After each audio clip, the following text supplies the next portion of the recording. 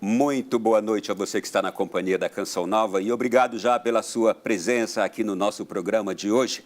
A gente chega sempre com aquelas temáticas importantes e que mexem com a nossa vida, que transformam o nosso imaginário, que agregam conhecimento e conhecimento necessário para os tempos em que vivemos. E o programa de hoje ele será extraordinário, não tenho dúvidas, especialmente porque nós queremos falar dos tempos em que vivemos e como compreender este tempo em que vivemos. Somos homens para este tempo. E eu gostaria muito de já pedir a você neste instante, que compartilhe este programa agora com outras pessoas, para que elas também possam acompanhar a nossa temática e o convidado que vamos receber aqui. Eu tenho o prazer, tenho a honra de receber em nosso programa hoje, para esse diálogo, o Pedro Augusto, professor, palestrante, influencer digital, diariamente auxilia milhares de pessoas em suas redes sociais. Há mais de 10 anos, também dedica-se ao estudo de filosofia, ciências políticas e sociais, psicologia e religião.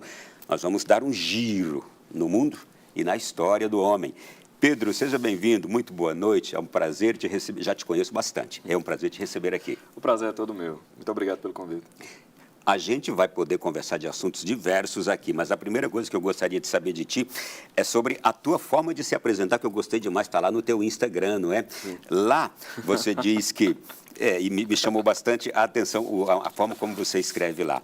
Você diz assim, não sou psicólogo, não sou padre, não sou doutor, e doutor nordestino, né? Exatamente. Mas falo algumas verdades que podem te ajudar. Por que você fala de todas essas coisas? Porque a minha formação de base é direito. Então, eu fiz direito, trabalhei como advogado, assim, a minha formação oficial é essa. Só que a minha vida toda, meu núcleo de interesses não foi o direito. Então, quando eu estava na faculdade, era assim, eu estava lá com um livro de outro assunto, chegava em casa e ia ler outra coisa. Então, meu núcleo de interesse sempre girou em torno de religião, história, questões relacionadas à linguagem, sempre foi isso, sempre foi isso. E aí, eu vim de uma safra de intelectuais, e uma nova safra, digamos assim, a escola do professor Olavo de Carvalho, que é um paralelo do ensino formal, né? Então, sempre que eu estou falando desses assuntos, o primeiro movimento das pessoas é tentar me enquadrar em alguma profissão específica. Você é teólogo, você é, sei lá, professor de filosofia, você é não sei o quê, não sei o quê, não sei o quê. Eu fiz, rapaz, eu vou me apresentar como negativo. Eu não sou nada disso, né? Não sou psicólogo, não sou padre, não sou doutor, mas falo algumas coisas que podem lhe ajudar. Ou seja, eu falo do que eu estudei, do que eu vi, de coisas que são mortalmente importantes para mim, ainda que isso não tenha relação com a burocracia oficial de ensino. Mas você estudou filosofia, religião, ciências sociais, políticas, todas essas coisas? Todas essas coisas, mas não de modo oficial. E a gente percebe também em toda a sua postura, em tudo aquilo que você faz, um pensamento cristão muito enraizado. De onde vem essa religiosidade? Da minha família, né? A minha família é a típica família católica brasileira, ou seja, há protestantes, espíritas, pessoas que frequentaram o candomblé. Então, assim, é uma família altamente brasileira, digamos, nesse sentido, né? Mas, quando eu era criança, o foco, pelo menos da minha primeira infância, foi o foco paroquial. Então, eu tocava teclado, aquela coisa, tô nas bandinhas, toca na missa, aquele negócio todo. E a minha família participava muito da renovação, então estamos ali, eu fui criança na década de 90, então, a década de 90 para os anos 2000 foi meio que um grande boom da renovação no Brasil, né? Ali de 90 e pouco até 2000 e alguma coisa, teve uma explosão muito grande, até porque teve a divulgação pelos meios de comunicação que estavam, né, entrando mais, digamos, ramificando-se mais na sociedade, e eu peguei exatamente esse período. Então, a vida paroquial, na minha infância, era praticamente a vida paroquial dos grupos de oração da renovação. É época da explosão do padre Marcelo Rossi no Brasil e no mundo exatamente, inteiro. Exatamente, teve isso. Foi uma época também de crescimento da própria Canção Nova, ali os anos 2000, né? O final da década de 90 é quando a Canção Nova adquire o seu canal na televisão e passa a ser nacional. Exato, e aí você tem o binômio Padre Léo, Padre Jonas. Sim. Exatamente ali naquele período. Então, realmente foi um período de expansão e foi o período ali da minha infância e início da adolescência.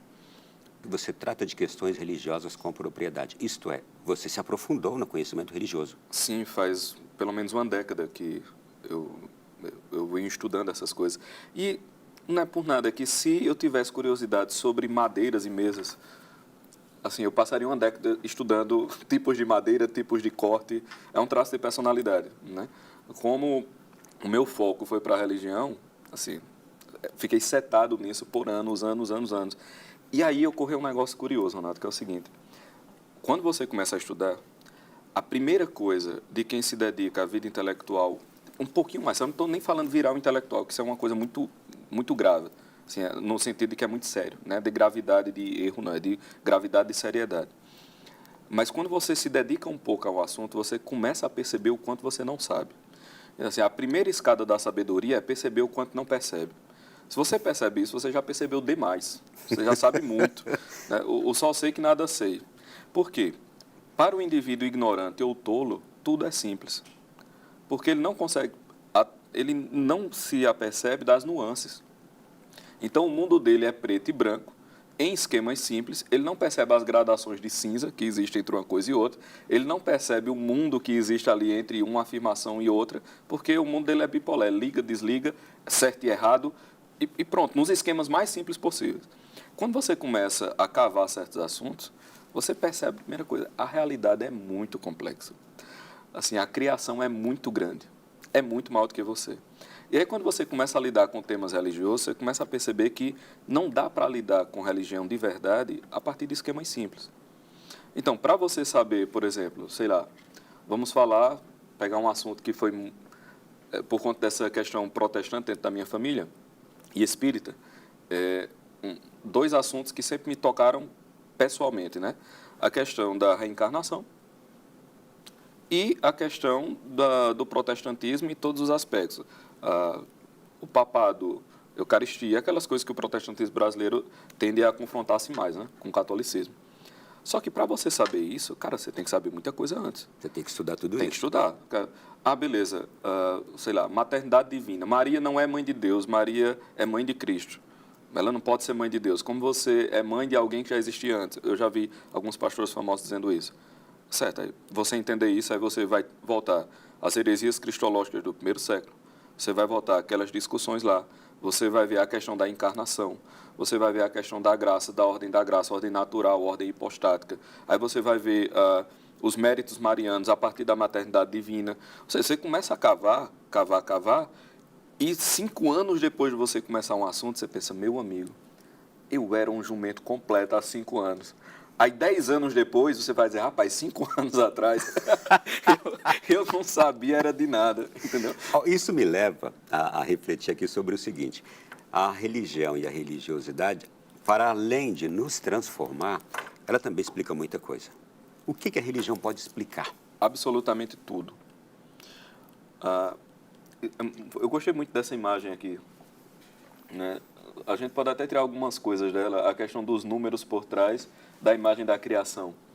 Um dos problemas da modernidade é que a modernidade ela parte de um princípio de visão do mundo materialista, certo? E não só materialista, mas o problema do homem é que ele sempre vai procurar uma divindade. Então, se o homem deixa de adorar a divindade verdadeira, não é que ele para de adorar, ele vai adorar uma falsa. A adoração ela é um princípio fundamental do espírito humano. Então, nós sempre vamos ter deuses e divindades, nós sempre vamos ter religiões e credos. A diferença é se esses deuses são reais e se esses credos são espirituais. Mas sempre vai ter um. E uma divindade da cultura moderna é a ciência. Então, as pessoas assim, aquilo que existe de fato é aquilo que pode, por exemplo, ser cientificamente explicado. Entra na cultura popular, assim, a pessoa diz uma afirmação um pouco absurda, não, cara, isso é cientificamente provado. Certo. O que isso quer dizer? Nem ele sabe, mas ele acredita naquilo com uma fé. Então, assim, a ciência virou uma nova religião que nós chamamos de cientificismo, porque é um tipo de ideologia. Não é? Boa parte do que nós vivemos nos últimos anos e viveremos nas próximas décadas é porque todos nós estamos submetidos a uma nova fé, que é o cientificismo. E todos nós estaremos submetidos ao mesmo código moral dessa nova fé, à mesma autoridade dos novos sacerdotes e seremos oferecidos em sacrifício a essa mesma divindade falsa. As próximas décadas serão disso, como já foram os últimos anos. Né? E quando você diz assim, o que é que a religião explica? Tudo. Se você pega o que é que a ciência moderna explica, pouca coisa da realidade. Sendo a religião a visão da integralidade, a ciência é parte do todo. Então, obviamente, que a religião ela transcende a ciência.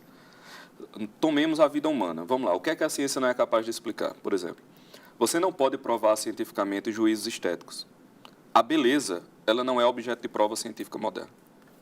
Você não tem como provar a beleza. Você tem como falar de proporções matemáticas, mas a beleza em si, o encantamento, ele não faz parte do rol de provas científicas modernas. Provas metafísicas estão fora do alcance da ciência moderna. Provas de tipo lógica estão fora da ciência moderna. A ciência moderna não prova a lógica, ela supõe que a lógica existe. Porque, senão, os juízos científicos são impossíveis sem uma lógica. Então, a lógica precede a ciência. A ciência não pode provar questões de ordem moral. Então, eu não posso provar cientificamente, por exemplo, que botar judeus numa câmara de gás para extermínio é certo ou errado. Porque o certo ou errado está fora do alcance da ciência. Ela não pode provar a moralidade. Se nós colocarmos só isso, a moral, a estética, os juízos metafísicos, os argumentos de tipo lógico, a quase totalidade da vida humana está fora do acesso da ciência moderna. Então, assim, como é que você coloca a sua crença e a forma como você vive a vida em um tipo de métrica em que 99,9% da sua vida não pode ser metrificado por ela? Isso é loucura, cara. Isso é um ato de loucura completo. E mais ainda, você pega a coisa que explica os 90% e coloca como escrava daquela que não explica o 1%. Que é você pegar a religião e colocar como escrava da ciência. Então, assim, a religião, de fato, ela é uma coisa absurdamente sublime por ser transcendente, e ela é, exatamente por ser transcendente, ela é um monumento à verdade. A ciência moderna ela é abarcada pela ciência porque a ciência moderna, quando encontra a verdade, olha só curioso, quando a ciência moderna encontra a verdade, ela encontra o argumento teológico. Porque quando ela encontra uma verdade, ela encontra uma ação providencial na criação que ela pode medir. Então, quando a ciência moderna descobre a composição química da água, o que ela encontrou aqui foi uma manifestação da vontade de Deus. Ou seja, no final, tudo que a ciência moderna consegue provar, na verdade, a teologia já disse. Entendeu? Então, a religião, ela transcende a ciência. Recentemente, aqui nesse programa, a gente abordou o tema a rejeição do homem atual, do homem moderno, pós-moderno, à religiosidade, não é? Que há essa rejeição. E o porquê disto? Se ele pode dar todas as voltas que der, mas tudo vai voltar ao princípio religioso. Sabe por quê? Porque a gente tem a ilusão de que quando a pessoa diz assim, eu não tenho religião, que ela não está praticando uma religião.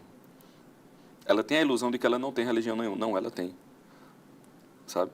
Porque o que é a prática o que é a religião? A religião é o seguinte, aquele conjunto de práticas que fazem você encontrar-se com o elemento que você acredita ser o princípio ordenador de todas as coisas. Então, você tem um conjunto de ritos, um conjunto de práticas que faz com que aquela alma individual, aquele indivíduo, se conecte com aquele princípio que ela acredita reger toda a ordem universal. Se você é um ateu cientificista, meu filho, você é um crente. Não é que você está dizendo assim, eu não tenho religião, portanto eu sou religioso. Não, você é crente de um credo que está de birra e contrário a um outro crente de um outro credo.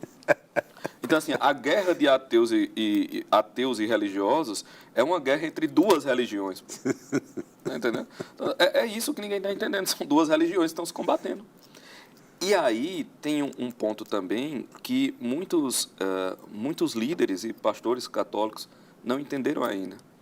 Eles não estão lidando com alguém que vai ser convertido do nada ao catolicismo ou com alguém que é um inimigo esporádico. Ele está lidando com um credo que é completamente antagônico ao seu e com sacerdotes e fiéis de um credo diferente. E a maioria do clero entende o pessoal ateu como se não fosse, e os cientificistas e o mundo moderno, como se não tivessem uma religião e como se tivessem num certo campo de neutralidade. Não estão. São crentes de um outro credo, um credo absurdamente agressivo, muito agressivo, disposto a converter todos os outros fiéis. Então, assim, não façamos proselitismo com eles. Meu filho, eles já estão fazendo proselitismo conosco, porque eles são crentes de um outro credo, que estão submetendo à força todas as pessoas desse credo à se ajoelharem diante da religião deles. Porque a religiosidade não pode ser transmitida à força e não deve, nós temos convicção de que ela deve ser feita de forma espontânea, a pessoa deve aceitar livremente. Mas estas formas de religiosidade não hoje... acreditam nisso. Exato. Isso é o que a gente acredita. E elas querem nos forçar a acreditar nelas. Isso é o que a gente acredita. A fé cristã deve ser algo enxertado nos corações por amor. Por amor. Mas isso é porque na nossa religião o amor é um valor e a liberdade é um valor e tem que ser desse jeito. Na religião secular, a caridade não é um valor e a liberdade não é um valor. Porque na religião secular, assim como todo paganismo, o cientificismo é uma modalidade de paganismo. A religião secular é um tipo de paganismo. O que importa é a força e a autoridade. Eu já tenho outras perguntas a partir disso e quero que você saiba, e você de casa, que eu fugi completamente do roteiro inicial do programa e não chamei ainda a nossa reportagem de introdução ao tema de hoje, que agora a Liana Nunes vai trazer. O mundo globalizado, imerso no avanço da tecnologia e na vida agitada, trouxe alguns desafios para o homem moderno. O afastou da essência do conceito de família, trouxe a ele o egocentrismo, o distanciou da fé e de Deus, com foco apenas na razão e na superioridade a partir da prática do relativismo. À luz da história da humanidade, São Tomás de Aquino explica que o papel da razão é demonstrar e ordenar os mistérios revelados pela fé e que razão e fé precisam ser harmonizadas, mesmo no que diz respeito às verdades que podem alcançar. Dessa forma, entender que Deus tudo explica, também pelo olhar da fé e da razão, leva à compreensão de que a negação de Deus pelo homem o prejudica na contemporaneidade. E a partir do que a gente acaba de ouvir e assistir e também do que a gente já está conversando aqui, uma pergunta inevitável, viu, Pedro? Que homem é este que nós temos nesses tempos agora? Quem é o homem de hoje? O homem de hoje é um pagão devotado. Veja, é muito complicado você fazer paralelos históricos, né? Porque todo paralelismo histórico é meio anacrônico, né? Você compara com o medievo, sim, mas nós não estamos medievo, são circunstâncias diferentes. Mas apenas de modo análogo. Imagine que o cristianismo brota dentro de uma sociedade completamente anticristã, como era o caso da sociedade romana. Imagine todas as dificuldades que eles tiveram diante dessa sociedade que não os compreendia, que os rejeitava, que queria eliminá-los. Imagine os problemas que a cosmovisão cristã trouxe para o mundo romano. Às vezes as pessoas não entendem isso, né? Perceba que no mundo romano a religião fazia parte de tudo, porque você tinha não apenas os deuses das casas, que basicamente o mundo antigo você tem a religião familiar. Então, os mortos de cada família se tornam os manes, os deuses familiares. E as famílias lançam preces àqueles deuses familiares. A gente vê isso, por exemplo, no filme Gladiador. Lembre-se que tem uma cena que o general Máximos pede para o servo dele levar uns bonequinhos dos filhos, da esposa, e faz um altarzinho ali e tal. Lembro. Vamos mostrar aqui. Exato. E aí você vê essa cena lá. Exatamente porque você tem os deuses dos lares, né? As famílias mais proeminentes, essas divindades familiares, elas terminam se misturando com o que a gente conhece como o panteão olímpico, os deuses olímpicos, aquela coisa toda, e terminam virando os deuses da cidade, né? E você tem uma mistura do poder civil com o poder religioso, ao ponto de você prestar a devoção divina a líderes religiosos, a lei civil ser parte da lei divina. Isso estava muito misturado no mundo antigo, né? No paganismo antigo. É até bem curioso porque o casamento no mundo antigo era o seguinte: quando a mulher casava, não é que ela mudava de família, ela mudava de religião. Porque você tinha a religião familiar com cantos próprios, onde o pai de família era o sacerdote daquela família, e tinha cantos que eram passados de pai para filho, e quando ela mudava, ela adotava os deuses do marido, né? Então ela mudava de religião no casamento. Veja a importância do casamento no mundo antigo, né? Só que beleza, você tem isso no mundo romano. E muitos, por exemplo, negócios romanos, eles eram fixados e chancelados sob o patrocínio de uma divindade específica. Aí tu chega lá com 3 navios de mercadoria do Egito e você vai negociar com um outro mercador cristão. Aí o cara vai, vamos consolidar nosso negócio? Vamos. Então vamos consolidar jurando por essa divindade. O cara, Não vai dar. Infelizmente, não vai rolar esse negócio. É claro que isso começou a causar convulsões sociais, né? Então, o mundo antigo, ele simplesmente não só não entendia, como era atrapalhado pelo cristianismo e como odiava o cristianismo exatamente porque era frontalmente contrário a tudo que ele acreditava. Veja, os cristãos antigos somos nós, como diz a velha história, e o mundo antigo é o mundo atual. Nós estamos num novo tipo de paganismo, um paganismo de tipo materialista. Então, a sociedade ela não é mais cristã. O que conversávamos ali fora, o antigo regime acabou, certo? O Estado garantidor dos direitos humanos e da liberdade que a gente viu nos 300 anos que se passaram, foi um Estado que surgiu só porque o cristianismo ainda surgia. Quer dizer, o Estado moderno, né, dos direitos e tal, ele já é uma degradação da cristandade. E ele só sobreviveu enquanto a seiva da cristandade ainda corria no tecido social. Quando isso acabou, que já começou a acabar, então nós caímos de volta ao paganismo antigo. Nós estamos no mundo pagão e nós somos católicos. Opa, olá romanos, cheguei. Né? Então, quando você vê toda essa perseguição, quando você vê a perseguição moral, quando você começar a ver a perseguição física, não é à toa que a doutrina ela terminará sendo criminalizada. Uma coisa que poucos notaram, Ronaldo, me desculpe estar falando tanto, é só para aproveitar, porque eu não vi isso sendo dito ainda. Mas uma coisa que poucos notaram foi o seguinte: nos últimos anos, nós demos ao Estado o direito de legitimar o tipo de interação física que as pessoas tinham. Qual é o problema disso? Se a interação física entre os indivíduos, se os corpos, eles são concessões do Estado, se as interações entre os corpos são concessões que o Estado permite ou tira, isso cria um grave problema para os católicos. Exemplo de interação física, só para deixar bem claro. Abraços, apertos de mão, ritos litúrgicos. Se o Estado interfere sobre a disposição física biológica dos fiéis, sobre o corpo dos fiéis, sobre como eles se relacionam, sobre como eles participam dos ritos litúrgicos, isso cria um grave problema para a gente, porque nós somos a religião do corpo. A igreja é o corpo místico de Cristo, a continuação histórica do corpo místico de Cristo. Nós recebemos o corpo místico do nosso, aliás, nós recebemos o corpo nosso Senhor, corpo, sangue, alma e divindade na Eucaristia, e os santos são expressões da encarnação do Verbo na história. Nós somos a religião do corpo. Se o corpo é domínio estatal e os direitos sobre o corpo são concessões do Estado, em algum momento a própria doutrina da transubstanciação será considerada um chamamento à desobediência civil.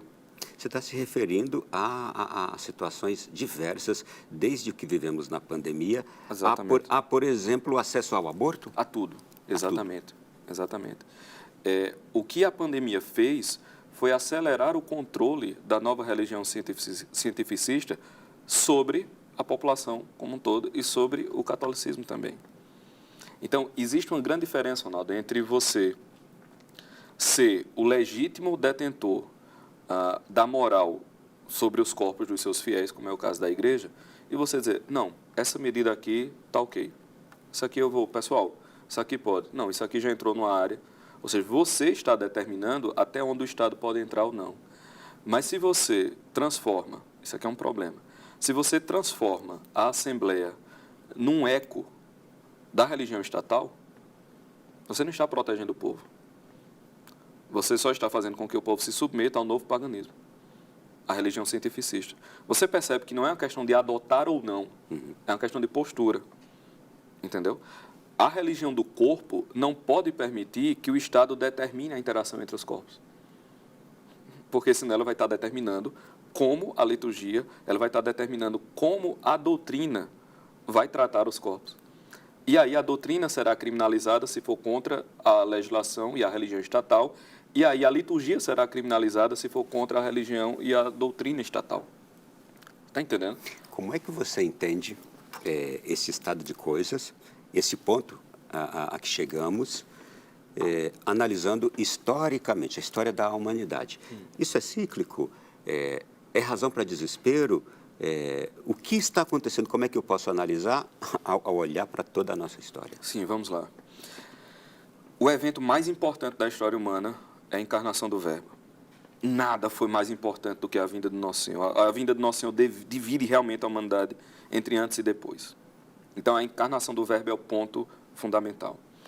Existe um capítulo num livro de Olavo chamado Futuro do Pensamento Brasileiro, que é a Ascensão e Queda da Consciência Humana, em que ele narra, já baseado num outro filósofo, Eric Wegelin, uma coisa chamada saltos no ser. Para quem está em casa, explicar direitinho. O que é que acontece? Você tinha um mundo antigo aqui, esse mundo pagão que a gente falou. E nesse mundo pagão, você não tem coisas como liberdade individual. Esses valores que a gente tem nem fazem sentido. Por quê? É como se fosse assim. É como se a pessoa ela fizesse parte do que é o governo e o governo fizesse parte do que é o céu e tudo fosse uma coisa só. Certo? Estava tudo misturado. Os egípcios eram assim, os babilônios eram assim, os assírios eram assim. Mas aí acontece 2 saltos na história humana, que são saltos preparatórios à encarnação. Em 2 povos, cara, completamente diferentes. O primeiro povo, a gente conhece bem, é só abrir lá o Antigo Testamento, os hebreus. Surge uma figura que não surgiu no mundo antigo, que é a figura do profeta. Cara, quem é o profeta? O profeta é o cara que ele tem a verdade, porque foi revelada a ele a verdade. E a verdade dele é superior ao consenso coletivo. Veja, no mundo antigo só tinha um consenso coletivo, certo? Aí tem um profeta que ele possui a verdade contra a sociedade toda. E ele é o detentor da verdade, porque foi revelada a ele. O que é que acontece com esse cara? Ele é morto pela coletividade. Mais ou menos no mesmo tempo, surge uma outra figura no mundo grego, que é o filósofo. Ele também é o detentor da verdade sozinho contra a coletividade. Uma verdade que ele chegou mediante a razão natural e raciocínios apodíticos. Então, você vê, você tem 2 indivíduos que são portadores da verdade contra o consenso coletivo. Um porque a verdade foi revelada e outro porque chegou a uma verdade firme através dos raciocínios. O que é que acontece com o profeta? É morto também. Aliás, com o filósofo. Ele é morto também. Sócrates é morto também pela coletividade. Aí vem a encarnação, cara, Nosso Senhor. O que acontece na encarnação? Na encarnação do Verbo, a verdade, ela não está numa consciência humana. A verdade é uma consciência humana. Então, em Nosso Senhor Jesus Cristo, a onisciência inteira pertence também a uma consciência humana. Ou seja, qual foi o maior grau que a consciência humana alcançou na história? A consciência do Verbo encarnado. Porque ele tem a onisciência numa alma humana. Está tudo ali. E o que é que acontece com o Cristo, que é a fusão do filósofo e do profeta? É morto também, do mesmo jeito. Então, o cristianismo, ele é a religião da consciência individual contra a coletividade pagã. Isso explica muita coisa para hoje, hein? Exato. Isso vai, a história aqui, a consciência humana sobe e alcança o máximo em Nosso Senhor. Aí você começa, ao longo da história, em ciclos de dissolução da consciência individual na consciência coletiva. E aí você você chega, por exemplo, na Revolução Francesa e você tem a vontade geral das pessoas, você tem um governante que escuta a vontade geral das pessoas e a vontade geral prevalece sobre a consciência individual. Você vai ter todos os movimentos de eliminação da consciência individual, como, por exemplo, o marxismo, como, por exemplo, a própria psicanálise, em um certo sentido, em que a consciência individual ela cede a todos os instintos biológicos e aquela coisa toda. Eu tenho uma pergunta aqui que eu quero te fazer. Pois não. Até quando chegamos no ápice da aceitação deste pensamento da verdade e da aceitação dessa onisciência e quando começou a derrocada, certo, e aonde poderemos chegar. Mas vou deixar para o próximo bloco, tá, okay. Porque esse aqui já se esgotou. Tenho certeza que você de casa está gostando. Eu disse que nós faríamos uma viagem. Segura mais um pouquinho, a gente volta já no próximo bloco. Um além da notícia difícil de parar de ouvir e de assistir, porque eu estou aqui hoje com o Pedro Augusto, que passeia na filosofia, nas ciências políticas e sociais, na religião, na psicologia. A gente conhece bastante também de atuação na plataforma do Brasil Paralelo. Qual é a sua relação com eles? De convidado.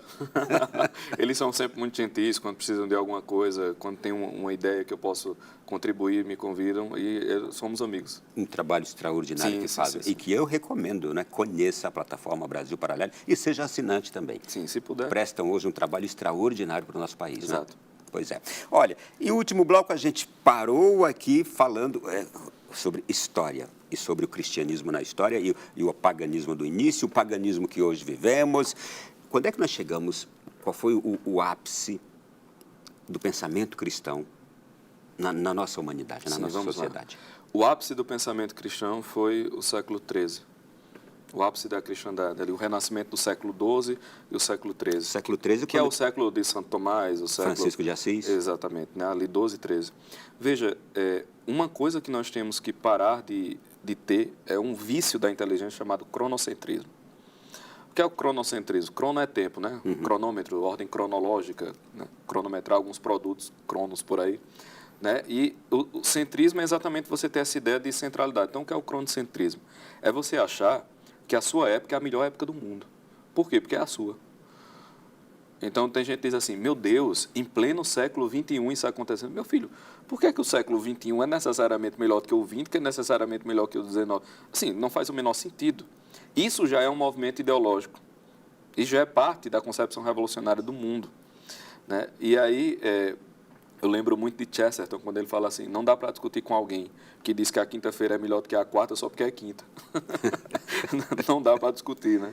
Então, assim, você olha o mundo moderno e diz, meu Deus, pobre dos medievais, que não tinham aspirina e vasos sanitários e tablets e não sei o quê. Meu filho, pobre da gente, que tem tudo isso e não consegue chegar a 1% do que eram os intelectuais medievais.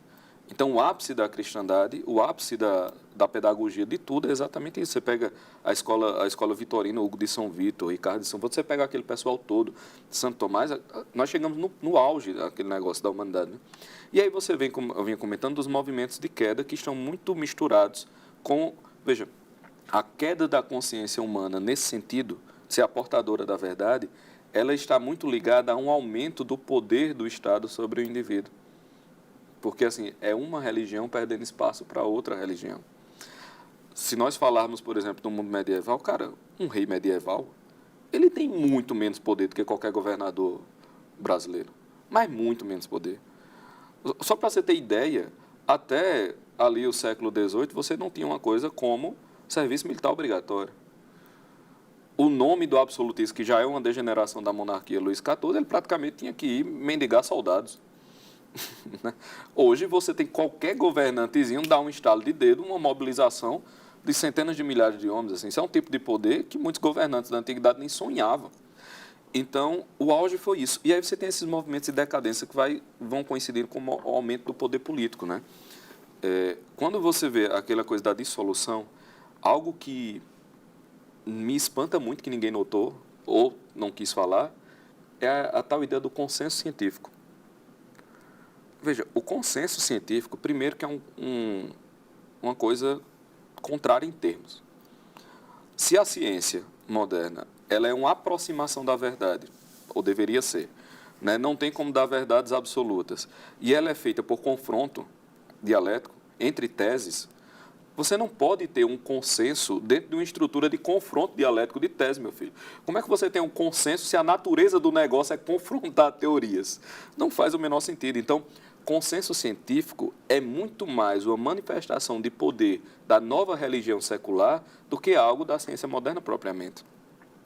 E o consenso científico está ditando a nova moral.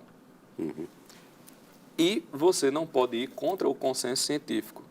Não é porque se você for, você é estúpido, você é burro, você é ignorante. É que se você for, você é mau. E o mal foi recentemente chamado de negacionismo. Negacionismo. Você é mau. É feio ser assim. Então, é uma ostentação de virtude não ser desse jeito. O que nós estamos vendo acontecer na prática é a transmutação básica do consenso científico-político em algo de natureza moral, meu filho. Está entendendo o problema desse negócio? Eu estou e eu quero justamente fazer uma pergunta agora a este respeito. A isto que estamos vivendo agora. E aí eu emendo com aquela pergunta do último bloco. Quando nós começamos esta linha agora de descida, chegamos ao ponto em que estamos agora, e se podemos considerar este agora um caos? Estamos num ponto caótico, mas assim, se você acha que as coisas não podem piorar, é porque lhe falta imaginação. tudo, cara, sempre pode piorar. Fique sossegado. Meu Deus, cheguei no fundo do poço. Chegou não, minha filha. Ainda tem imaginação, tem esperança que você vai mais para fundo ainda. Se você... Eu devo me desesperar diante disso? Não, cara, porque ao mesmo tempo, todo desesperado é um iludido. O desespero é uma ilusão. Veja, você espantar-se com o tamanho do mal já é submeter-se ao mal.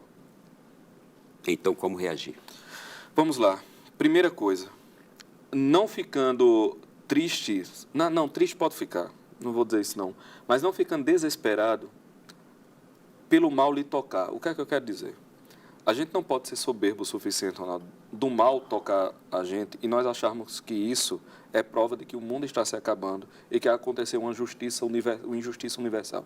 Não aconteceu, cara. Você bateu o dedo mindinho na porta, o feijão queimou.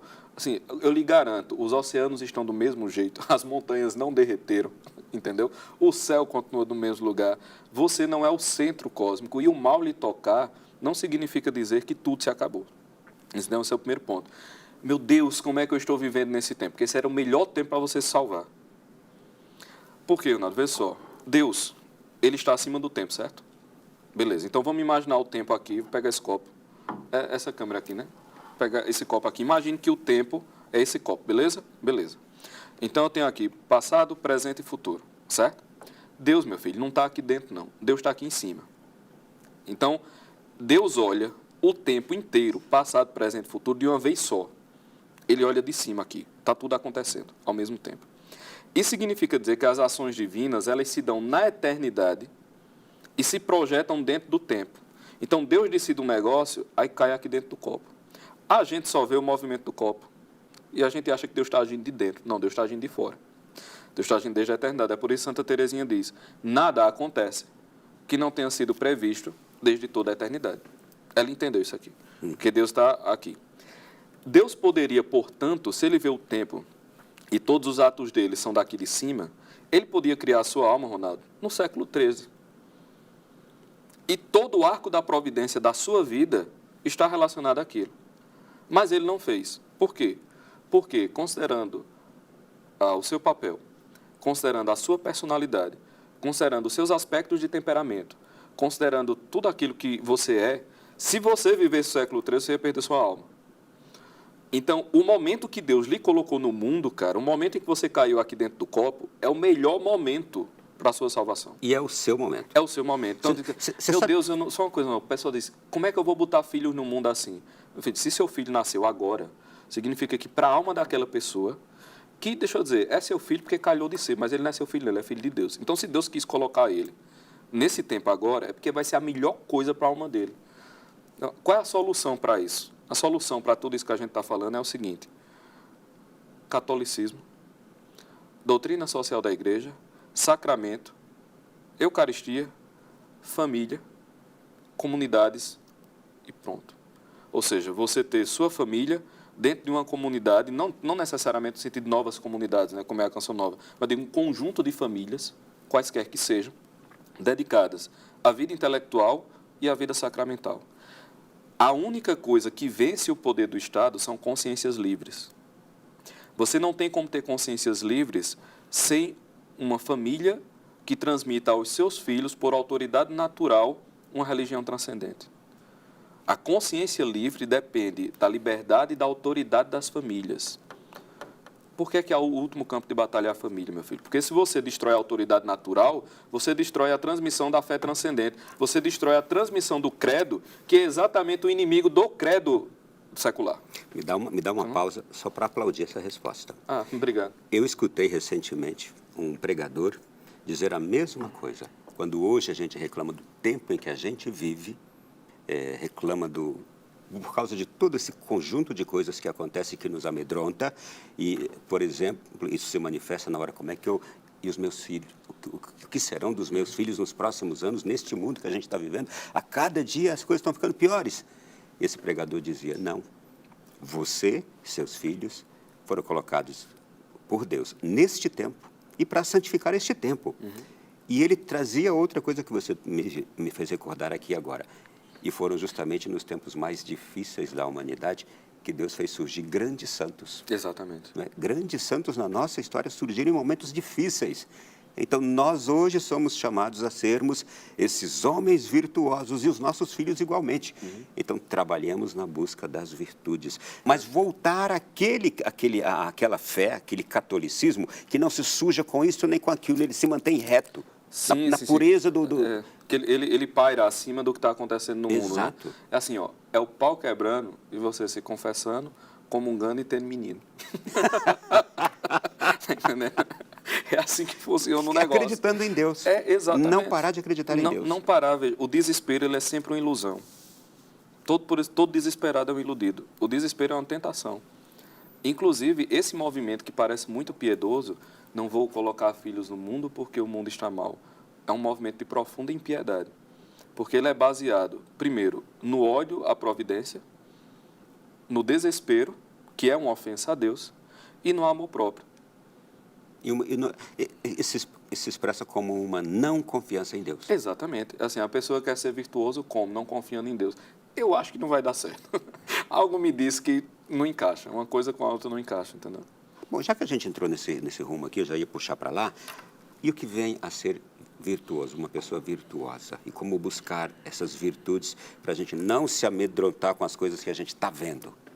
Olha, a primeira coisa é que a gente tem que ter uma confiança cega na misericórdia de Deus, sabe? A humildade, ela é a mãe de todas as virtudes. Então, a humildade de saber que não depende de você certas vitórias. Eu acho isso muito importante, sabe, Ronaldo? Porque a gente se desespera e fica ansioso porque a gente vê o tamanho do desafio e a gente mede a capacidade de vencer o desafio a partir do tamanho que a gente tem, da força que a gente tem diante do que está chegando. Então, esse é o medo, né? O que é o movimento de medo? O temor.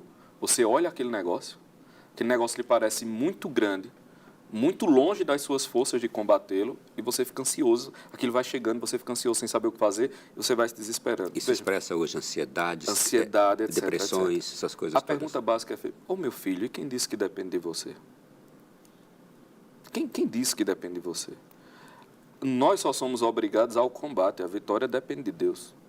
Se você tem a humildade de combater e fazer o que é seu dever, e no final, eu sou só um servo inútil, fiz o que eu tinha que fazer, você não fica ansioso, nem fica desesperado.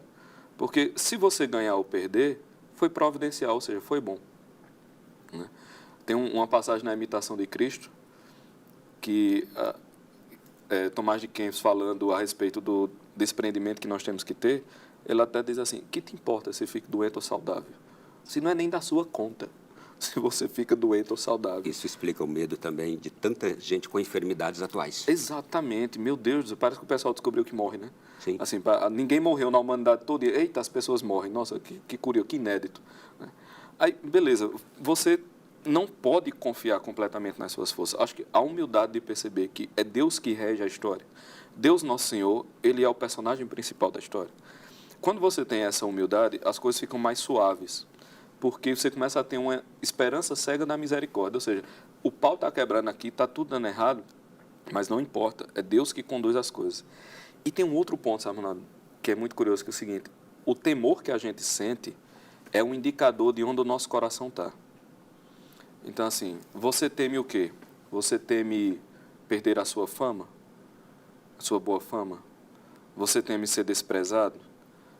Isso pode indicar que o seu amor... Perder a sua beleza. Perder a sua beleza. Aquilo que você tem medo de perder é onde o seu amor está. Onde o seu coração está. É onde o seu coração está. O Evangelho fala, né? Onde está o teu tesouro, está o teu coração. Então, quando as pessoas, nos últimos anos, deixaram de comungar com medo de ter uma doença, isso disse muito onde o coração delas estava. Entendeu? Quando as pessoas deixaram de prestar auxílio sacramental com medo de uma doença, isso diz muito onde o coração delas estava. Você tem medo do quê? De perder a alma ou de perder o corpo, meu filho? Sabe? Enquanto nós formos amantes desse mundo, no sentido de termos medo de perder as coisas daqui, nós já somos crentes dessa outra religião materialista. Entendeu? A grande novidade do catolicismo é que o seguinte, as dores do mundo não importam para um católico. Porque tudo que acontece ele converte em bem. É a frase de São José Maria Escrivá, afogar o mal em bem. Assim, o mal não tem que ser combatido, ele tem que ser afogado em bem. Mas você só afoga as coisas em bem se você não está submisso ao regime do mal. Eu não estou falando aqui da perfeição, não. Tipo, Pedro, então eu só vou ser assim quando eu for um santo de sétima morada. Meu filho, então as coisas vão demorar um bocado para se consertar. Se for assim, o jogo acabou já, vai ficar complicado para a gente. Mas não precisa, mas, Leonardo, é colocar isso pelo menos como ideal, entendeu? Voltar a ter isso como ideal. Quer dizer, a vida paroquial tem que ter esse ideal, as homilias têm que ter esse ideal, as devoções têm que ter esse ideal. O desapego desse mundo e a transcendência, eles têm que ser a base de qualquer coisa que se faça. Uma volta à fé mais pura. Exatamente. Trabalhar as virtudes a partir daquela sese que a gente deve buscar, não é? Um dos inimigos é o materialismo. Você já falou do cientificismo, é um desses inimigos. O materialismo é outro. De que forma, e vou pedir a você que seja muito claro, o materialismo entrou na nossa vida? Vamos lá. O materialismo entrou na nossa vida no Éden. Porque o que é o materialismo? É a percepção de que as coisas criadas são mais importantes do que o criador das coisas. Essa é a definição básica do materialismo. Certo? Aí você vai ter as milhares de nuances ao longo da história humana. Mas no final, todo materialismo é isso. Você olha a criação e a criação parece mais real do que o ser que disse que ela era de tal ou qual forma. E a criação parece melhor, mais agradável. Parece melhor. E aí, não só a criação, mas a manipulação da criação que eu faço. Ou seja, o mundo que eu concebo, ele é superior ao mundo concebido por Deus. Isso, no final das contas, é o materialismo, né? E todos nós somos materialistas. Os vícios capitais, eles têm algo de materialista, né? E aí, você falou, me perdeu, eu sei que você não perguntou isso, mas só para complementar, né, do materialismo como inimigo, mas tem um outro inimigo também, que é a imaturidade. Veja, a graça supõe a natureza. Um cachorro não é chamado a santidade, um gato não é chamado a santidade, porque a natureza deles não comporta aquilo. A vida espiritual exige uma certa quantidade de virtudes naturais. Então, assim, antes de você ser santo, você tem que ser gente. Me parece que é um princípio fundamental básico, né? Antes de ser santo, você tem que ser gente. Então, a maturidade do homem, a centralidade da psique, a estabilidade, ela é um elemento necessário ao crescimento espiritual. Completamente necessário. E hoje você tem um bando de gente muito carente. A gente vê isso, Ronaldo, em vida comunitária. Você está numa discussão numa mesa dessa, vamos pegar o elemento paroquial, já que estamos falando aqui para um público que, né, geralmente frequenta. Você está numa mesa, vamos discutir o assunto. Depois de 5 minutos de discussão, o assunto já não está sendo discutido. Porque a pessoa está com raiva porque a outra não concordou com ela. O assunto já foi e agora virou uma questão completamente pessoal, de natureza emocional, uma briga psicológica, assim. Tem certas reuniões que a pessoa tem pena do padre porque ele não está lidando com um problema paroquial, ele está lidando com os traumas das 5 pessoas que estão na mesa discutindo. Isso é imaturidade completa. Isso vai enlouquecendo as famílias, vai enlouquecendo as pessoas. E aí, os apelos de demonstração de virtude dessa nova religião materialista pegam muito. Porque cada vez que eu ostento a virtude imposta, eu fico como o bonzinho. E as pessoas começam a me olhar como alguém que segue as regras. E eu, como um carete, acho aquilo a coisa mais deliciosa do mundo. E qualquer pessoa que não seja desse jeito, para mim é uma ameaça, porque ela diz para mim o quão não bonzinho eu sou. Então, a imaturidade, ela é um problema dos nossos tempos, né? Então, nós temos uma sociedade pagã, que tem uma religião materialista, de natureza cientificista e de várias outras naturezas, não vai dar tempo de falar aqui, mas temos, e pessoas imaturas. Então, qual deveria ser, me parece, o papel dos líderes cristãos? Uma coisa que tinha que começar desde base é o seguinte: maturidade. Então, o que é que os grupos de jovens poderiam fazer de melhor? Tornar os jovens maduros. Não, como se vê acontecendo aos 4 cantos no país todo, grupos de jovens cujo objetivo é manter os jovens jovens. Não, meu filho, o grupo de jovens é para ter o objetivo dele sair da juventude o mais rápido possível. Assim, o que é que a igreja espera dos jovens? Que envelheçam, pelo amor de Deus. Ninguém está aguentando mais vocês, jovens, não. Envelheçam, meu filho. Não é perder a alegria, não é isso que a gente está falando. Mas se a maturidade ele é um elemento necessário à vocação, que é um elemento necessário ao crescimento espiritual, significa dizer que não há mística em imaturos. Sim. Não, e você está me fazendo aqui recordar quantas pessoas com 40, 50, 60 anos completamente imaturas, com comportamento juvenil. Exatamente. Quando não, eu diria adolescente. Adolescente. E na pior acepção do termo Sim. adolescente. Porque minha avó casou aos 16 anos.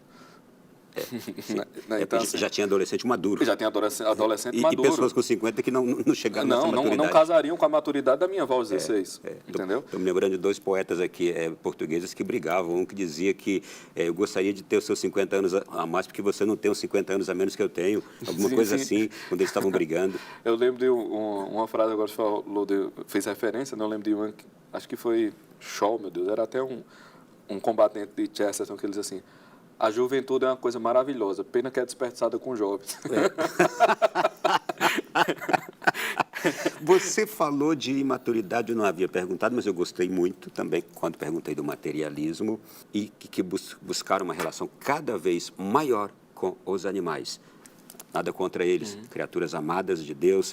São Francisco de Assis nos ensinou a amá-los tanto e a integrá-los a nós, mas há hoje um exagero, não é? Total. Vou voltar a Chesterton, né? Onde há adoração de animais, há sacrifícios humanos. Que é o que a gente está vendo. Então, a própria ideia de que animais amam... Olha, de coração, eu não tenho nada contra você nem seu bichinho. Eu gosto demais de cachorrinho, né? Quem me acompanha sabe, Fred, o poodle mais doido do Brasil, está lá com minha avó. Não tem problema nenhum. A questão é o seguinte: seu cachorro não lhe ama. Ele tem afeto por você. São coisas diferentes. O amor só é possível naquelas criaturas que são capazes de compreender a verdade. E aí elas podem amar, porque o amor exige liberdade. Você não tem liberdade sem amor. Quando você está lá, vai se casar, é de livre e espontânea vontade que faz isso, porque se não for, o sacramento é inválido. O sacramento nem aconteceu, porque o amor supõe liberdade. Por que é que Deus não eliminou o mal e nos tornou escravos do bem? Porque a gente só é capaz de amar Deus se a gente for capaz de rejeitar Deus. Porque o amor exige liberdade, e o amor total exige liberdade total. Se um animal não tem liberdade, logo ele não pode amar. Então, assim, como é que eu vou dizer? Esse ódio ao homem, porque o homem é mau, já é uma submissão ao mal, meu filho. Veja, se você vê alguém e você vê que as pessoas podem ser más, e você se desespera com aquilo e prefere fugir das pessoas e abraçar animais como meta de vida, né? O que você está fazendo é se desesperando diante do mal. Você está fugindo do combate, você está se desesperando diante do mal, logo você está se submetendo ao mal, entendeu? Então, assim, tenha animais, cuide dos animais. E até aquele lance que nós falávamos, Ronaldo, sendo bem breve aqui, nós falávamos a respeito da questão da politização, né, da doutrina. Essa questão animal foi um ponto que nós podemos colocar quase como uma moldura disso aí. Por quê? Nós somos os responsáveis pela criação, cara. Deus nos colocou para guardar a natureza, né? Ele botou o homem num jardim para custodiar e cultivar, né? Eu até esqueci os termos, mas... E dominar sobre todos os seres vivos. E todos os seres vivos. Isso exige responsabilidade. Então, assim, não é porque o ambientalismo foi uma pauta tomada por pessoas que odeiam a doutrina católica que cuidar da natureza não faz parte da doutrina católica. Entendeu? Então, o pessoal, muitas vezes, por repúdio a uma ala política que tomou conta dessa questão ambiental, não, então bora asfaltar a Amazônia, né? Asfaltar a Amazônia, vamos matar mico-leão dourado e matar tudo. Não, meu filho, a questão não é essa, não. Nós somos responsáveis pela criação. Nós temos que ter amor completo à criação. O quanto o homem puder desenvolver-se sem eliminar nada de maneira assim agressiva, tem que ser feito. Agora, você tem uma coisa chamada hierarquia de valores. Se eu lhe perguntar aqui, você prefere salvar um estuprador ou um cachorro se ambos estiverem à beira de um precipício? Se você disser que prefere salvar o cachorro, já tem alguma coisa errada.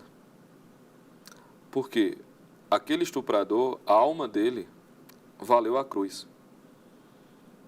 Entendeu? Ainda que você o tire de lá para puni-lo. Porque o exercício da justiça justa é um ato de caridade. Mas você não pode dizer que a vida dele vale menos do que a vida do seu bichinho de estimação. Porque a alma dele é imortal, a do seu cachorro não é. A alma dele valeu a cruz, a do seu cachorro não valeu. os anjos e os santos estão rezando para ele se converter, eles não estão rezando para o seu cachorro se converter, não. Entende? Então, assim, Nossa Senhora ama aquele indivíduo e está com o coração dela voltado para o seu filho, para que aquele indivíduo se converta. Ela não está voltada para o seu poodle, não. Para que o seu poodle se converta. Então, ainda que você o tire de lá para aplicar justiça nele, até capital que seja, mas isso é um ato de caridade e a vida dele, mesmo assim, vale mais do que a do cachorro. A gente não pode, assim, hierarquia de valores, entendeu? Tem coisas mais importantes. Assim, entre duas coisas boas, a gente escolhe a melhor das duas. Então, existem graus de perfeição. A alma humana, ainda que de um humano que não vale nada moralmente... Um humano desfigurado. Um humano desfigurado, ela tem um grau de perfeição superior ao conjunto dos macaquinhos, cachorrinhos, peixinhos, golfinhos. O conjunto dos animais somados não tem o valor de uma única alma humana. Você entrou neste aspecto todo, e aí eu volto na nossa conversa ali. A gente teve uma conversa no café aqui antes, viu, gente? E o café é delicioso, e foi tão boa quanto deixa... essa aqui, né?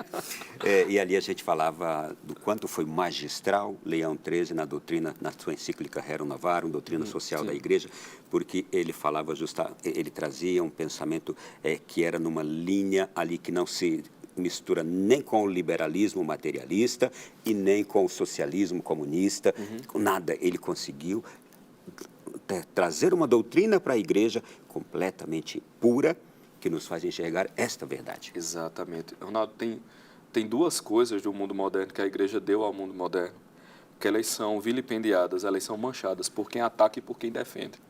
Essas duas coisas são a doutrina social da Igreja e o Concílio Vaticano II. Assim, o pessoal usa... Quem ataca o concílio ataca de um modo injusto, e quem defende o concílio defende pelas razões erradas. A doutrina social é a mesma coisa. Quem ataca por injustiça, e quem defende pelas questões erradas. Então, o que a gente vê da doutrina social da Igreja sendo instrumentalizada, por exemplo, à esquerda e à direita, é um negócio impressionante. Que é o que a gente viveu e vive. Que é o que a gente viveu e vive. Vive atualmente, não só no Brasil, né? No mundo todo. Então, você pega, por exemplo... A doutrina social da Igreja, na doutrina social da Igreja, a propriedade privada é um valor. Aí, o pessoal do espectro mais à direita transforma a propriedade privada, que é um valor, num valor absoluto. E que não funciona desse jeito. Com um valor absoluto e o maior de todos os valores. Você vê na doutrina social da Igreja, por exemplo, a meritocracia é um valor. A justiça, a desigualdade pela justiça do que você pratica é um valor. Aí o pessoal pega isso e transforma a meritocracia num valor absoluto. Nós conversávamos ali, meu filho, se a meritocracia, ou seja, você só pode ter aquilo que você conquistou, e isso é a única coisa justa de você ter. Se isso é o valor completo, como é que eu faço caridade? A caridade é uma impossibilidade. Então, como é que eu ajudo pessoas que estão em situação de risco?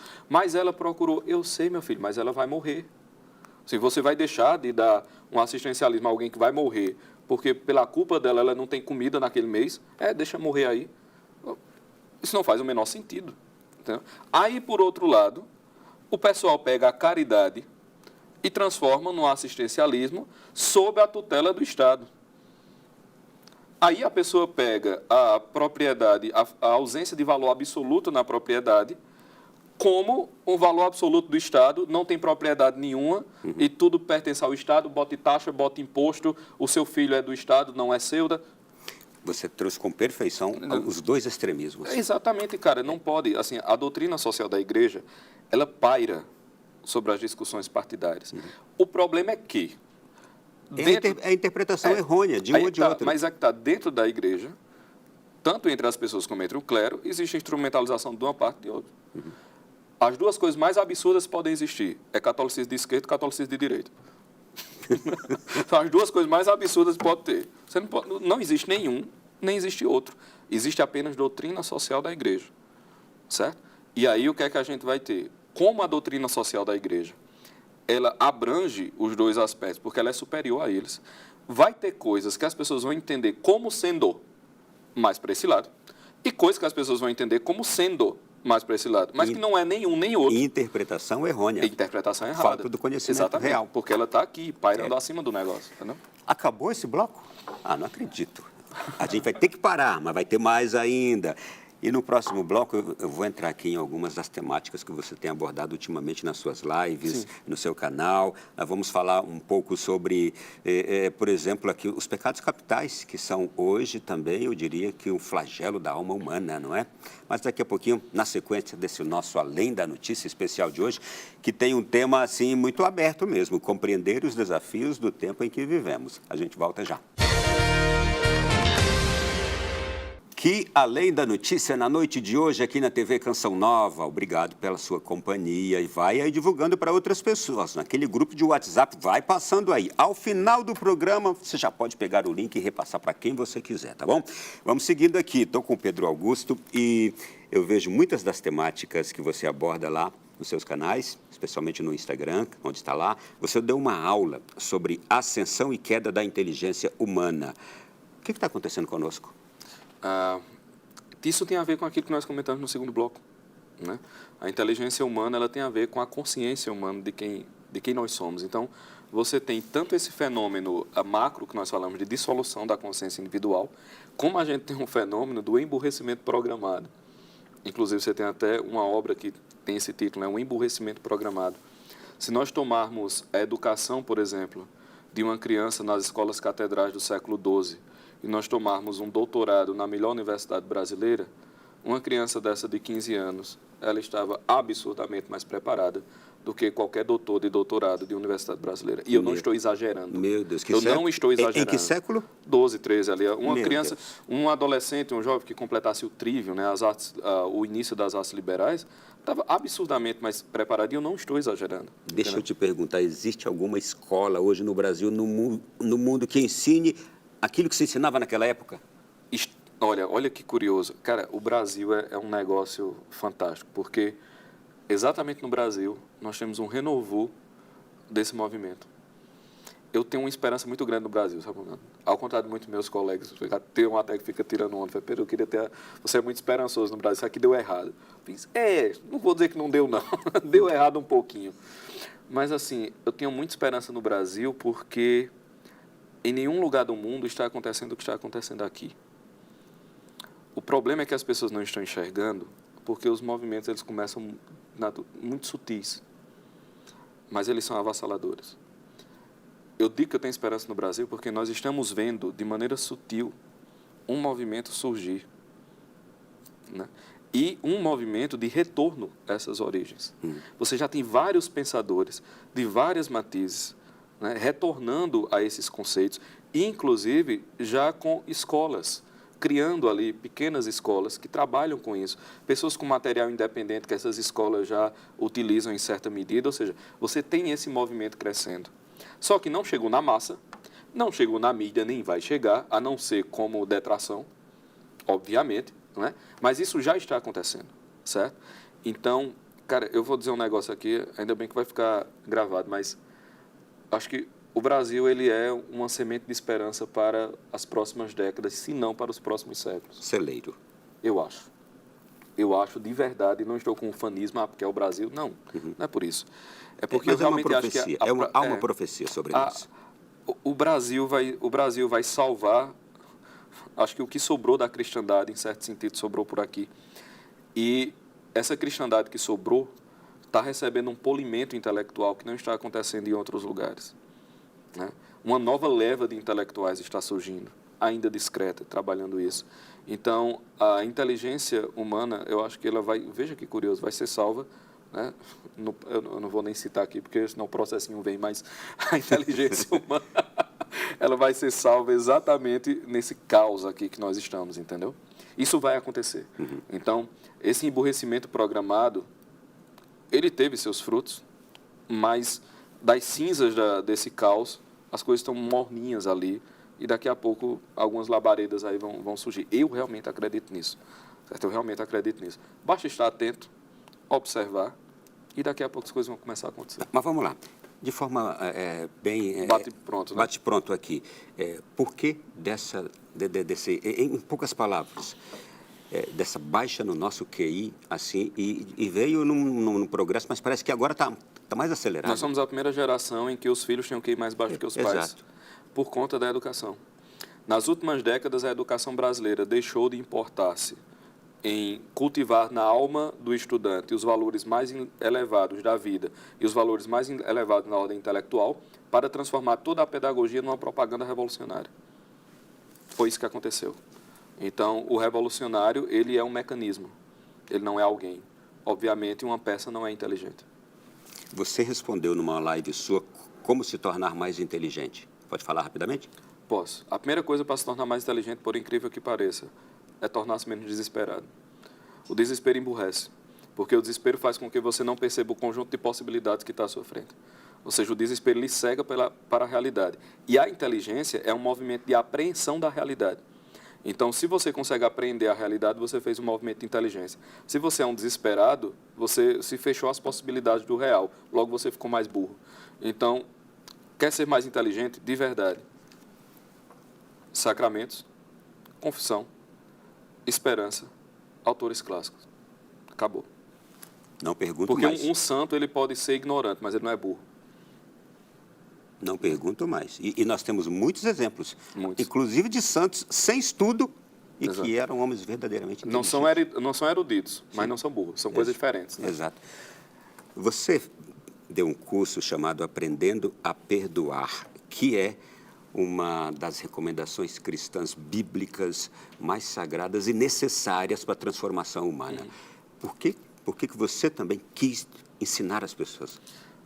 Tem uma frase do meu querido mestre Olavo que ele diz assim: eu suspeito que no inferno existem mais cônjuges que negaram o perdão aos traidores do que cônjuges adúlteros que se arrependeram. Isso ficou na minha cabeça. Ele diz assim: o que é o cristianismo? É perdoar. Porque essa é a natureza da salvação. É perdoar sem mérito algum. E na continuidade da última pergunta que você me fez, aprender a perdoar é um exercício de sanidade. Sem perdão não há sanidade. Eu não conheço um rancoroso que seja uma pessoa equilibrada. Se você puder puxar da sua memória se você que está aí conseguir lembrar de eu não conheço um rancoroso que seja um indivíduo equilibrado. Todo rancoroso é desequilibrado. Porque o perdão, ele é uma medida de sanidade. E ele é uma medida de humildade também. Porque você perdoa, não é porque a pessoa merece, é porque você também não merece muita coisa, não. Então, assim, eu não perdoo porque eu sou melhor do que o outro, eu perdoo porque eu sou tão ruim quanto ele. Então, se eu reconheço que eu sou falho, eu sou um pecador miserável, então eu não tenho como negar o perdão. Entendeu? É aquela parábola, né, do servo que o Senhor perdoa muito e ele vai lá para o outro e não perdoa pouco. Quer dizer, ele foi mais perdoado do que o perdão que ele negou. A gente, com tudo que nos acontece, é assim. Então, sendo um perdão um elemento de sanidade, e como essa coisa da sanidade, da maturidade, a importância dela foi ficando cada vez mais claro para mim, eu achei por bem fazer esse curso, Aprendendo a Perdoar, exatamente para tentar restabelecer. Se você perdoar de verdade umas 2 ou 3 ofensas sérias que você sofreu ao longo da vida, sua chance de ser deprimido cai em uns 40%. E por que todas as vezes que a gente escuta isto, da forma que você está falando, a gente sempre se remete, em primeiro lugar, a outras pessoas e não a nós? A gente nunca se lembra do que a gente provocou no outro, né? Do quanto a gente pode perdoar.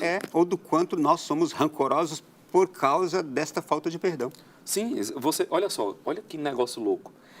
Você é ofendido, e eu não estou dizendo que a ofensa foi irreal, não. Você pode ter sido vítima de uma injustiça mesmo, né? Você foi ofendido. E grave, dolorosa. Não estou negando isso. Aí você foi vítima disso. Aí você começa a se sentir injustiçado. Porque foi injustiça real, prejudicado. E você fica rancoroso e não perdoa. Acontece que, com o tempo, aquele rancor vai envenenando a alma e você vai se tornando mais mal do que a pessoa que lhe ofendeu. Entendeu? Quando você morrer, a pessoa está salva e você está condenado. Porque você se tornou mais mal do que ela. Sabe? Então, assim, você não vence o mal, olha só, você não vence o mal caminhando junto com o mal. Aquela coisa que geralmente se aprende no ensino médio, né? Se você tem 2 vetores na mesma direção, a velocidade dos vetores se soma. Então, você não combate o mal pelo mal, você não exorciza o demônio por Beelzebu. Você não combate a injustiça que sofreu associando à injustiça que você sofreu o rancor que você sente. assim, você duplica o mal que você padece, entendeu? Você já sofreu a injustiça, agora você acha pouco e fica rancoroso. Então, você fica aumentando a injustiça, é a injustiça de lá e você devolve com injustiça, de lá você devolve. Então, você vai entrando num ciclo de maldade, num ciclo de malícia. Como é que você quebra esse ciclo de maldade? Com a humildade. A humildade quebra e você diz assim, eu também não valho muita coisa, eu sei que foi uma pilantragem muito grande, mas eu não vou carregar isso no meu coração. Você participou de um dos programas lá no Brasil Paralelo, chamado Conversa Paralela, falando sobre vícios e compulsões. É um dos males do homem de agora, né? Exato. Não, do homem de todos os tempos. De todos os tempos. Veja, todos os homens são viciados. No que é que a gente é viciado? No mal. Assim, o que é ser viciado? É o seguinte, suponhamos, eu sou viciado em água, né? Eu sei que tu pediu para eu botar aqui, mas vou colocar aqui rapidinho. Eu sou viciado. Eu sou viciado em água. Diante do objeto do vício, eu perco meu controle. Eu desejo o objeto do vício. Eu salivo pelo objeto do vício. E eu não vou sossegar enquanto eu não tocar o objeto do meu vício. A gente é assim com o mal. Nós somos brinquedos quebrados, Ronaldo. Todo mundo é inclinado ao mal. Se você olha para alguém e diz assim, isso eu jamais faria, não diga isso. Porque a mancha do pecado original que levou aquele indivíduo a praticar o que você repudia é a mesma que você carrega na sua alma. Você não tem como se sentir melhor ontologicamente do que você não é. Então, todos nós somos brinquedos quebrados. Todos nós temos vícios e compulsões. Que a mística dividiu no que nós chamamos de 7 pecados capitais. Que não são pecados propriamente, são inclinações. Porque, por exemplo, o vício da ira. Aqui um outro ponto importante, Ronaldo, tem a ver com perdão. Se nós soubéssemos bem o que é o vício da ira, uma das coisas mais importantes que nós lutaríamos para ter era uma coisa chamada paciência. Veja, a paciência, ela é um dos elementos mais necessários à salvação do homem. Um homem impaciente não pode ter vida espiritual.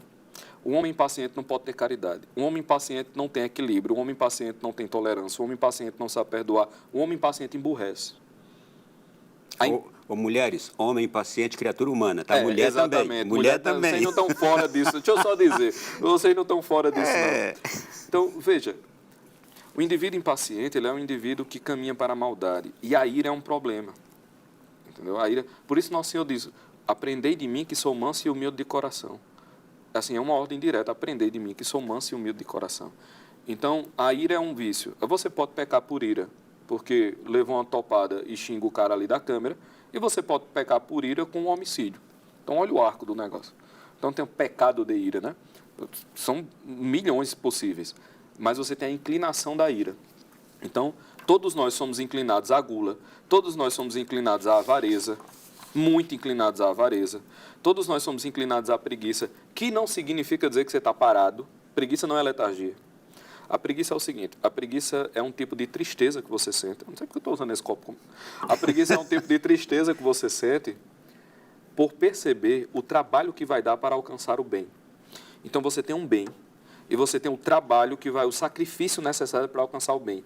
Você olha aquele sacrifício e aquilo lhe causa uma tristeza. Isso é o que a gente chama de preguiça.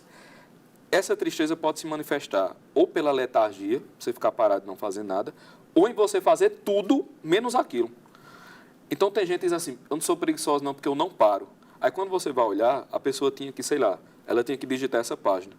Ela ficou olhando. Aí a preguiça bateu, ela foi varrer a casa, lavar a louça, foi visitar um parente, levantar um prédio, bater uma laje. Ela passou o dia fazendo tudo. Depois passou uma semana, passou um mês, mas ela não fez aquilo. Ela não fez aquilo. Você está trazendo uma nova compreensão de preguiça para tantos de nós, hein? Todo mundo, eu também. Tem hora que o cara olha assim e fala, cara, eu estou sendo muito preguiçoso. A hiperatividade, ela pode ser uma manifestação da preguiça. Ninguém se liga nisso, não é? E aí a gente tem todas as coisas. Então, todos nós somos vaidosos, todos nós somos isso. Então, todos nós temos essas inclinações, esses vícios. E perceba, todos os problemas psicológicos, eles podem ser remontados a um ou mais de um dos vícios capitais. Todos. Todos que você imaginar, certo? Claro, tirando aqueles de aspecto fisiológico. Então, você tem, sei lá, um determinado neurotransmissor lhe falta. Tirando esses aspectos, tudo relacionado a comportamento pode ser remontado até os vícios capitais. Isto é, nos vícios capitais a gente encontra toda a resposta para o comportamento humano. Toda. E aí é uma frase que eu sempre repito, né? Os 3 primeiros capítulos de Gênesis são um tratado de psicologia. A estrutura inteira da psique humana está ali na narrativa da criação e da queda. Que ali, é exatamente ali que começa a inclinação dos vícios capitais. Muito bem, deixa eu acelerar aqui. A gente está num mundo em que a vaidade está em ascensão, não é? Também pelas mídias sociais, também por essas redes sociais, esses canais todos que estão aí. A vaidade está na moda. O quanto a vaidade é prejudicial? A vaidade é enlouquecedora. Você enlouquece por vaidade. Porque a vaidade, ela acarreta um sofrimento psíquico muito grande, em vários níveis. O que seria a definição técnica da vaidade? Nem tão técnica assim, mas só para ilustrar. A vaidade é o seguinte: eu acho que eu tenho um valor, certo? Não importa qual seja. Eu acho que eu tenho uma excelência. E eu quero receber a honra por aquela excelência que eu acho que eu tenho. Então, suponhamos, qual é a excelência que eu acho que eu tenho? Eu acho que, sei lá, eu acho que eu filmo bem. Aí, eu quero receber as honras pela excelência de filmar bem. Aí chega você, estou dando aqui um exemplo, um dos câmeras aqui fez um trabalho maravilhoso e tal, aí você passou e fez, cara, brigadão, e saiu e foi beber água. E o cara ficou revoltado. Por quê? Você não prestou as honras que ele julga serem legítimas para a excelência que ele tem. Isso vale para roupa, para sentimento, para absolutamente tudo. Então, você faz algo e você quer receber a honra por aquele negócio. Isso aqui é a vaidade. Aí, o que é que começa a aparecer na vaidade? Primeiro, você começa a ficar ressentido quando você não tem uma determinada excelência. Você começa a ficar invejoso. Você começa a ficar irado porque a pessoa não lhe prestou a honra que ela deveria. Então, você começa a ficar irritadiço, impaciente, etc, etc. Você começa a não se relacionar direito porque você não faz as coisas que são necessárias. Você vai começar a fazer aquelas coisas que você julga que vai lhe trazer mais honra. Então, você começa a abandonar a verdade para fazer aquilo que vai ser mais cômodo, a sua honra pessoal. Mas aí entra um negócio seguinte: como é que você vai receber todas as honras se você não controla todas as pessoas? E aí começa a brotar em você uma frustração por não controlar a reação de todo mundo. E você começa numa sede de poder para alcançar mais excelência e controlar mais as honras que você recebe. Se você enlouquece. A vaidade é um elemento corruptor, é um elemento emburrecedor e é um elemento enlouquecedor. Então, assim, ser humilde, voltamos à fórmula que Nosso Senhor diz, né? O que é que eu devo fazer quando realizo uma tarefa? Sou um servo inútil, não fiz nada do que era o meu dever. Isso é um tratado de sanidade. Essa frase é um tratado de sanidade. Não posso deixar de fazer a pergunta seguinte. O exercício da paternidade e da maternidade. Quão necessário é que esse exercício seja executado da melhor maneira e como a gente fez essa viagem aqui na história, nós precisamos de indivíduos bem educados e especialmente educados na fé. Bora lá.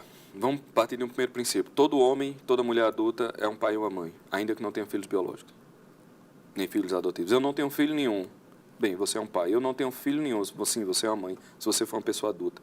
Porque o que é uma pessoa com aspecto materno-paterno? Né? É aquela pessoa que ela está atenta às necessidades dos outros e que ela se vê responsável por satisfazer algumas necessidades dos outros.